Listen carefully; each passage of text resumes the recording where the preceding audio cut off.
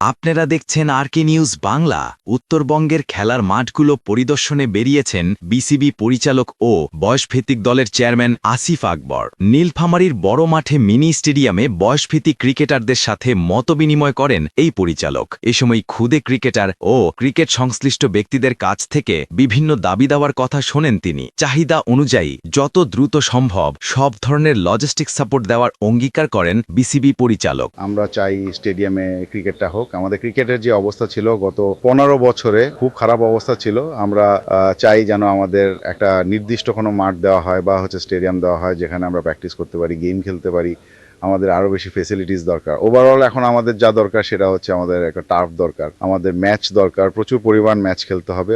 এখানে কোনো জায়গা বের করেন যেখানে দুটো হার্ড উইকেট তৈরি করা যাবে বা একটা টার্ফ সহ হার্ড উইকেট জন্য বাচ্চারা প্র্যাকটিস করতে পারেন, নেটের ফ্যাসিলিটি সহ। তারপর পিচ কাভার এবং রোপের জন্য যেই রিকোয়ারমেন্টস গুলো আছে এটা আমাকে যত তাড়াতাড়ি দিবেন। আমি যদি কালকে দেন আমি পরশু দিনের মধ্যে এটা পাঠিয়ে দিব। সারা দেশে মাঠ সংকট বলে একই মাঠে সব ধরনের খেলা আয়োজন করা যায় কিনা সে বিষয়ে পরিকল্পনা চলছে বলে জানান তিনি। ফুটবলের জন্য নির্ধারিত নীলফামারী জেলা স্টেডিয়ামে ক্রিকেট আয়োজন করা যায় কিনা সেই বিষয়ে বাফুফে ও ক্রীড়া পরিষদের সাথে কথা বলার কথা জানিয়েছেন তিনি। আমরা এনএসসির সাথে কথা বলবো, যেহেতু 4টা স্টেডিয়ামের মধ্যে নীলফামারী স্টেডিয়ামটা একটা ডেডিকেটেড ফর ফুটবল। তো আমরা চাইবো এখানে তাদের ইয়ার ক্যালেন্ডারটা কি, তাদের শিডিউলটা কি, এবং সেটার সাথে আমরা যেহেতু এখন আমাদের বিসিবির সাথে বাফুফের একটা বিরাট হৃদ্ধতা আছে, আমরা চাইবো এখানে একটা স্থায়ী উইকেটও আছে। তো স্থায়ী উইকেট যদি ফুটবল খেলা হয় তখন স্থায়ী উইকেট ক্ষতিগ্রস্ত হতে পারে, সেই ক্ষেত্রে আমরা এখানে সিনথেটিক টার্ফেরও ব্যবস্থা করতে পারি। তো সেই ক্ষেত্রে ফুটবল ক্রিকেট খেলে কোনো সমস্যা হওয়ার কথা না। ওনার জন্য একটা তদন্ত কমিটি গঠন করা হয়েছে। ওনারা 15 দিন সময়ের মধ্যে সম্ভবত 11 দিন গিয়েছে, আর 4 দিন হয়তো সময় আছে একজন বিচারপতির নেতৃত্বে, এবং সেখানে আমাদের